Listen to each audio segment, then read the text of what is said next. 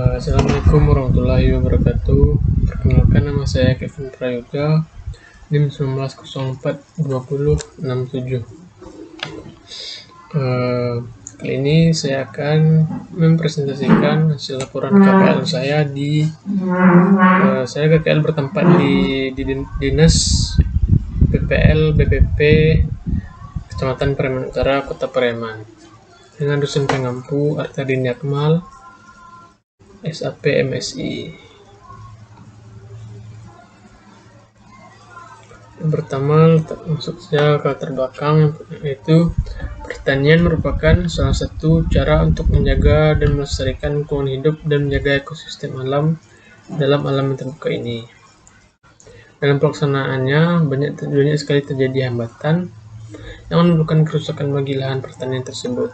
Hal ini tentunya menyebabkan terjadinya kerusakan terhadap sistem pertanian. Salah satu yang menghambat adalah banyaknya hama yang menyerang berbagai macam tanaman, seperti tanaman padi yang terkenal dengan serangan hamanya itu ya hama wereng. Selanjutnya, sejalan dengan pembangunan pertanian, terdapat persoalan baru yang dapat menghambat perkembangan pertanian Indonesia.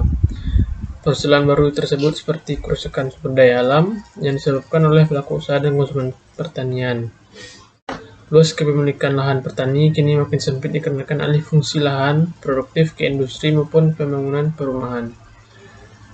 Produktivitas lahan menurun disebabkan oleh intensifikasi pertanian yang berlebihan seperti penggunaan pupuk kimiawi dan pestisida yang tidak ramah lingkungan. Minimnya pengetahuan dan pendidikan masyarakat juga turut mempengaruhi kerusakan lingkungan sekitar. Karena hal ini disebabkan oleh pola hidup masyarakat pertanian, seperti saat limbah padi itu sudah hasil panen, para petani kebanyakan hanya membakarnya dan dapat menyebabkan pencemaran udara sekitar karena orang-orang terganggu akan asap mengepul akibat pembakaran hasil sisa buangan panen tersebut. Namun jika kita bisa mengolahnya dari hasil sisa panen itu dapat dilakukan dengan cara seperti dijadikan pupuk atau hal lainnya yang dapat bermanfaat bagi kehidupan sehingga tidak mencemari lingkungan sekitar. Selanjutnya, hama yang paling terkenal yang sering menyerang tanaman padi itu hama werang coklat, di mana werang coklat telah menjadi hama global dan sulit dideteksi, tetapi keberadaannya selalu mengancam kestabilan produksi padi nasional. Tahun 2010, selain Indonesia, hama ini juga menyerang tanaman padi di Cina, Vietnam, Thailand, India, Pakistan, Malaysia, Filipina, Jepang, dan Korea. Hama ini sulit dikendalikan karena mudah beradaptasi. Selanjutnya, kemudian dikembangkan pengendalian secara kimiawi menggunakan pestisida. Hasilnya relatif cepat dan efektif, tetapi dampak yang ditimbulkan sangat banyak karena ini menggunakan pestisida dan bisa berdampak jika berlebihan akan berakibat kepada kerusakan lingkungan sekitar. Oleh karena itu diperlukan suatu teknologi ramah lingkungan pengendali hama yang didasarkan pada konsep pengendalian hama terpadu atau PHT dengan mempertimbangkan ekosistem, stabilitas, dan kesinambungan produksi. Secara garis besar, hewan yang dapat menjadi hama dapat dari jenis serangga, tungau, tikus, burung, atau mamalia besar. Mungkin di suatu daerah hewan tersebut menjadi hama, namun di daerah lain belum tentu menjadi hama. Cara yang dilakukan untuk menangani hama yaitu seperti melakukannya dengan pestisida. Pasal 1 Peraturan Pemerintah Nomor 7 Tahun 1973 tentang pengawasan atau peredaran dan penggunaan pestisida, yang dimaksud dengan pestisida adalah sebagai berikut, yaitu semua zat kimia dan bahan lain serta zat aeronik dan virus yang digunakan untuk memberantas atau mencegah hama-hama dan penyakit-penyakit yang merusak tanaman.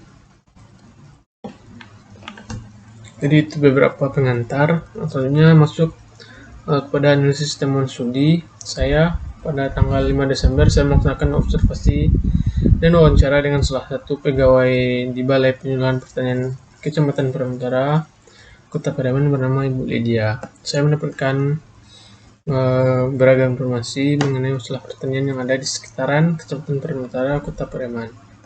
Yang pertama, seperti yang kita lihat, dalam bertani pasti ada saja gangguan dan kerugian yang diperoleh para petani itu disebabkan oleh hama ataupun hal-hal lainnya.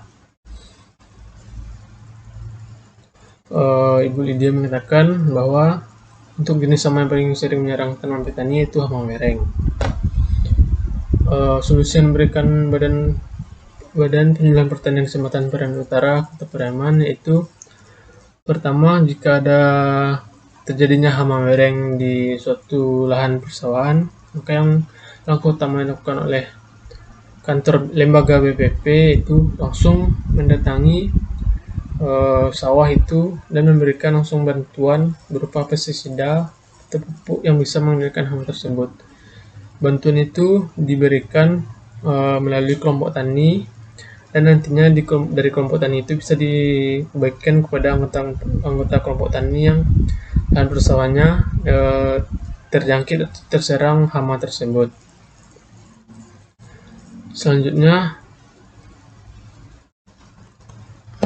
masalah selanjutnya itu mengenai pembuangan limbah tanam padi. Ibu Lydia tersebut juga mengatakan kepada saya, kebanyakan petani di sini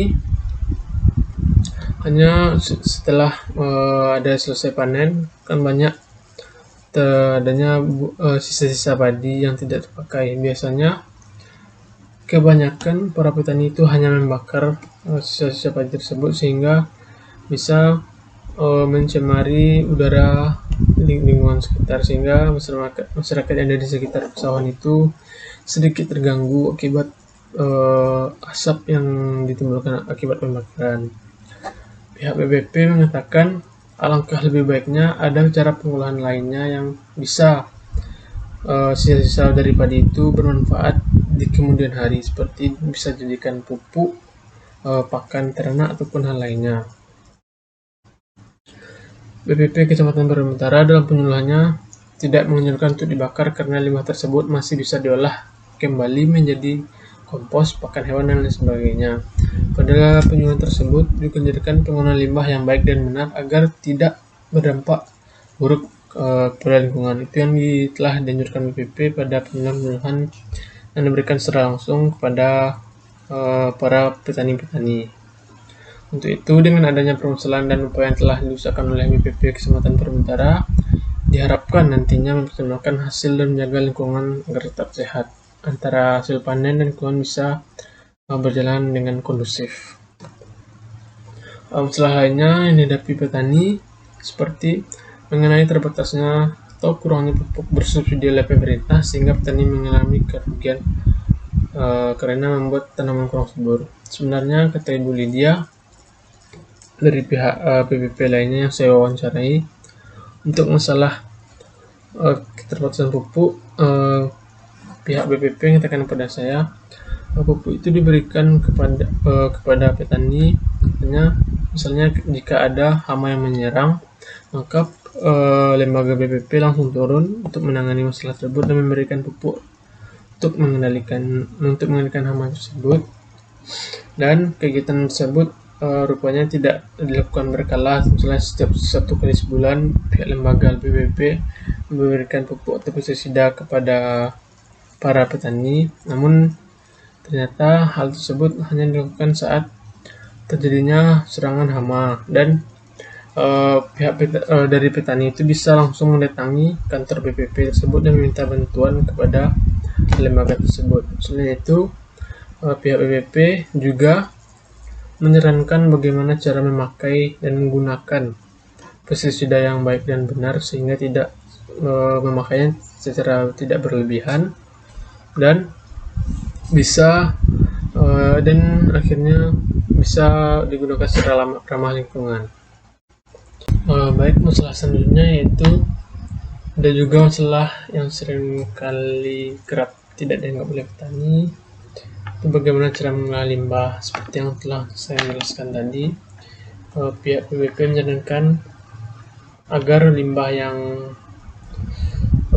disebabkan karena hasil panen padi sebaiknya tidak dibakar, melainkan dimanfaatkan kembali untuk kebutuhan lainnya seperti pakan ternak, pupuk kompos, dan masih banyak manfaat lainnya. Dan itu juga telah dijelaskan dan dilakukan penyuluhan oleh lembaga BPP kepada para petani. Jadi saya dapat menyimpulkan dari hasil analisis masalah studi yang saya temui dan saya dapat informasi dari lembaga BPP. Itu yang pertama,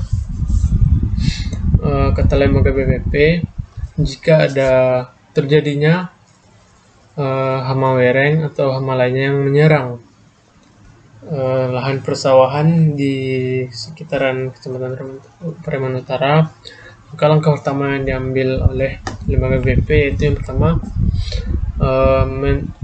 mendata seberapa banyak sawah yang terkena hama tersebut, dan selanjutnya pihak lembaga langsung mendatangi dan mengasih bantuan berupa pupuk atau pestisida lainnya sehingga dapat mengurangi dan menangani dari terserangnya hama tersebut.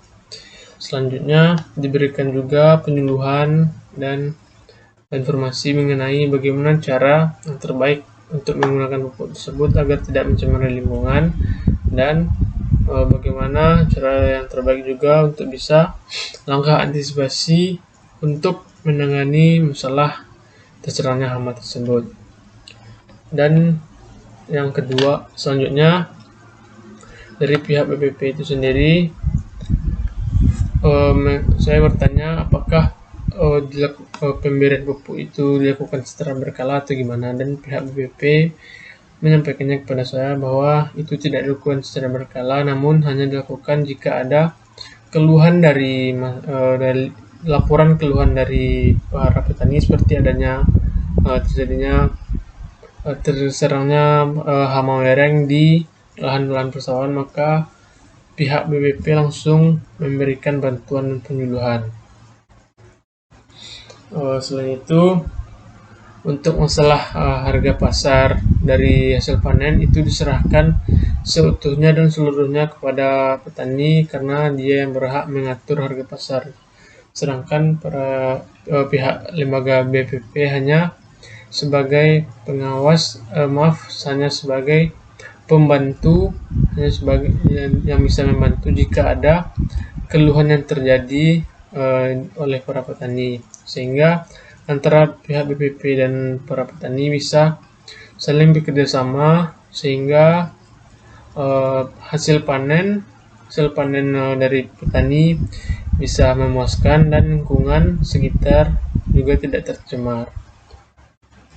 Selain itu, banyak pihak BPP juga adanya melakukan secara berkala tentang penyuluhan terkait lingkungan pertanian kepada para petani, yang dilakukan ada dua cara, yaitu yang pertama pihak BPP itu langsung turun ke lapangan seperti mendatangi kelompok tani, atau pihak BPP menyampaikan atau membagikan himbauan atau undangan kepada kelompok tani, dan kelompok tani membawa seluruh anggotanya untuk datang ke kantor BPP.